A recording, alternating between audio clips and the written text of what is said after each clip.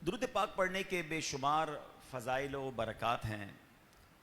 کعبے کے بدر الدجا، طیبہ کے شمس الضحیٰ صلی اللہ تعالیٰ علیہ وسلم کا فرمان عالی شان ہے، من صلی علیہ حین یصبح عشرا، جس نے مجھ پر صبح 10 بار، وحین یمسی عشرا، اور جس نے شام 10 بار درود شریف پڑھے، ادرکتہ شفاعتی یوم القیامہ، اسے قیامت کے دن میری شفاعت ملے گی۔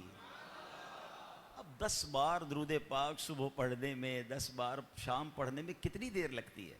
یعنی اگر درود پاک کے فضائل کو جمع کریں نا تو عقل حیران ہو جاتی ہے کہ ہم جیسے گناہ گاروں کے لیے بخشش کا سامان، گناہ معاف کرنے کا وسیلہ کتنا آسان کر دیا گیا کہ تھوڑا سا عمل کریں اور گویا رحمتوں کی برسات شروع ہو جاتی ہے۔ وہ ایسا لگتا ہے کہ اللہ کی رحمت تو چھما چھم برسنا چاہتی ہے، وہ ہے نا رحمت حق بہا نمی جوید۔ بہا فارسی کا لفظ ہے جس کے معنی ہے قیمت۔ وہ لکھتے فارسی شاعر کہ اللہ کی رحمت قیمت طلب نہیں کرتی، رحمت حق بہا نمی جوید، رحمت حق بہا نمی جوید۔ اللہ کی رحمت تو بہانے تلاش کرتی ہے، کسی طرح برس جائے۔ تو پھر کیوں نہ درود پاک پڑھتے رہا کریں۔ اور پھر شفاعت کا وعدہ ایک اور جگہ نبی پاک علیہ الصلوۃ والسلام فرماتے ہیں، جس کا مضمون ہے کہ جو کوئی شخص مجھ پر روزانہ 50 بار درود پاک پڑھے، کل بروز قیامت میں اس سے مصافحہ کروں گا۔ نبی پاک سے ہاتھ ملانے کا موقع مل گیا تو اور کیا چاہیے؟ شافع روز محشر سے ملاقات ہو گئی، سبحان اللہ، پھر تو بیڑا ہی پار ہے نا۔ اور آگے چلتے ہیں، جتنا گڑ ڈالو اتنا میٹھا ہے نا۔ ایک اور جگہ پیارے آقا علیہ الصلوۃ والسلام فرماتے ہیں جس کا مضمون ہے کہ جو جمعہ کے دن 200 مرتبہ درود پاک پڑھے، اس کے 200 برس کے گناہ معاف ہو جاتے ہیں۔ تو کل جو ہے کہ بھئی اگر پیٹ میں درد ہے یا کوئی بیماری ہے تو لاجک تو یہ کہتی ہے کہ ڈاکٹر کے پاس جائیں، مگر صحابہ کا عقیدہ اور ایمان دیکھیں کہ واٹ ایور پرابلم، جو بھی مسئلہ ہوتا تھا، وہ کہیں اور نہیں جاتے تھے، دربار رسالت میں آ جاتے تھے۔ کیونکہ عقیدہ کیا تھا؟ نہیں تو سنتا ہی نہیں تھا نا، جو بھی آتا تھا اس کو عطا کیا جاتا تھا۔ تو حضور بھائی کا پرابلم ہے، پیٹ کا پرابلم ہو گیا ہے، تو نبی پاک علیہ الصلوۃ والسلام نے علاج کیا بتایا؟ پیارے آقا نے فرمایا اسے شہد پلاؤ۔ گھر گئے، شہد پلایا، بیماری اور بڑھ گئی۔ پھر آیا حضور پیٹ صحیح نہیں ہوا ہے، فرمایا شہد پلاؤ۔ تیسری بار واپس آئے کہ حضور مسئلہ حل نہیں ہوا ہے بلکہ اور بڑھ گیا ہے، فرمایا شہد پلاؤ۔ جب چوتھی بار حاضر ہوئے نا کہ حضور ابھی تک مسئلہ حل نہیں ہوا، تو اللہ کے نبی علیہ السلام پتہ ہے کیا فرماتے ہیں؟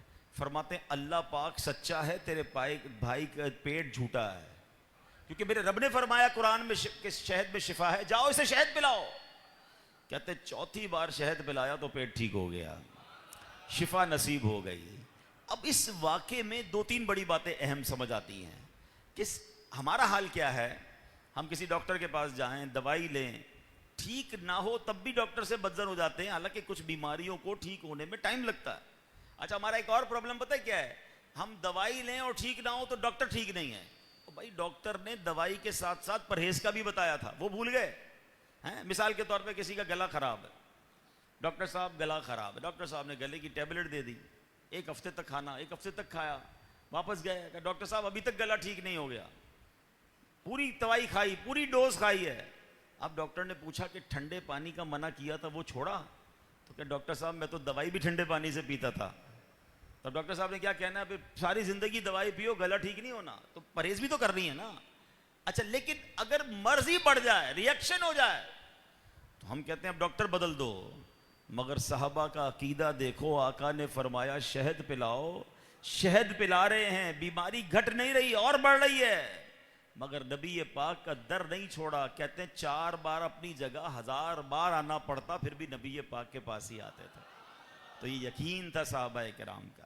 ہاں ایک بات میں ضرور بتا دوں، یہ تو پیارے آقا کی شان ہے نا، نبی پاک تو اگلے مرحلے بھی دیکھ رہے تھے کہ ٹھیک ہونا ہے شہد سے، لیکن ہمیں کوئی بھی علاج وہ ڈاکٹر کے، طبیب کے مشورے کے بغیر نہیں کرنا۔ ہر چیز ہر کسی کو مافق آ جائے، فائدہ مند ہو۔ باڈی کے پرابلمز الگ ہوتے ہیں، کچھ لوگوں کی طبیعتیں الگ الگ ہوتی ہیں، کسی کو ایک غذا کام دیتی ہے، کسی کو مناسب نہیں ہوتی تو ڈاکٹر کے مشورے سے کرنا ہے. ہم اس واقعے سے یہ سیکھنا چاہتے ہیں کہ صحابہ کرام کا نبی پاک سے عقیدہ کیسا, اور سبحان اللہ.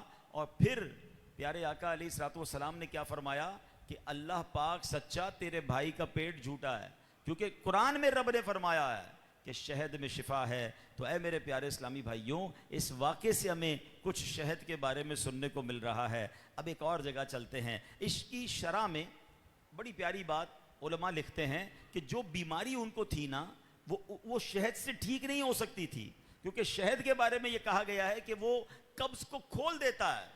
مگر اللہ اکبر, میرے آقا علیہ الصلوۃ والسلام چاہیں تو اس کی تاثیر جو نارملی بتائی جاتی ہے اس کے برعکس میرے آقا حکم فرما دے تو علاج ہو جایا کرتا ہے.